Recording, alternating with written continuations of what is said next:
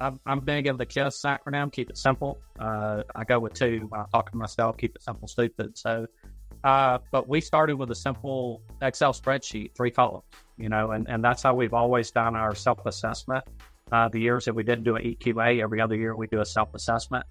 And column one, we broke up the standards and the kind of bite sizes, what's required at the different levels. And so second column is what are we doing? So we would put at least 3 or 4 bullet points in there with here's what we're doing to comply with that standard.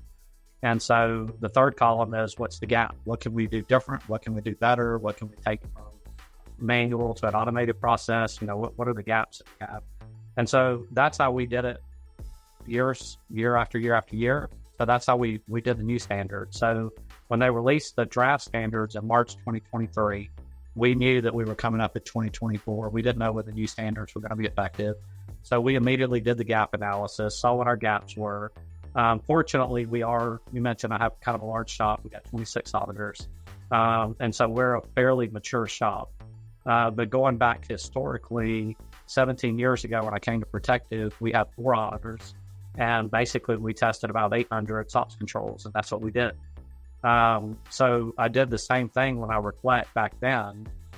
We worked very hard to streamline the SOX program, got it to where it was operating more efficiently. We were truly only testing key controls. And so we were able to free up some resources to then start developing an internal audit charter and then a risk-based methodology. And then we started document policy and procedures.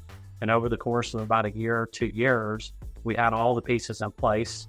So then we just started maturing those pieces. We had to develop a risk assessment because we didn't have an ERM team at the time.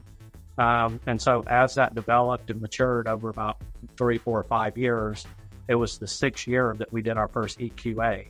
And going through that process, starting with that simple little spreadsheet about what do the standards say, what are we doing, what do we need to do, there was a lot of work around that. It took 2 or 3 years to get us there.